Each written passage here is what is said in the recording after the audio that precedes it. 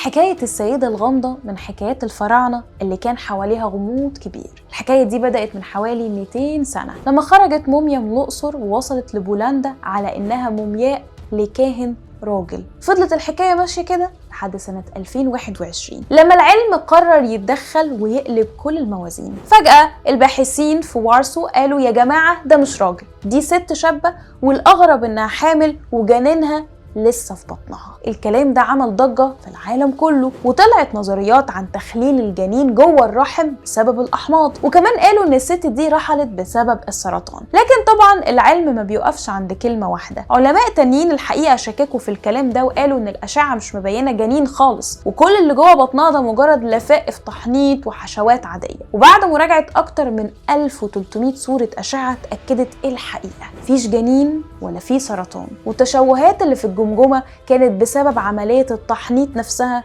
مش أكتر. القصة انتهت بأن السيدة الغامضة طلعت مومياء عادية، لا حامل ولا تعبانة، لكنها فضلت درس مهم للعلماء إن مش كل اللي بنشوفه في الأشعة بيكون حقيقة من أول نظرة.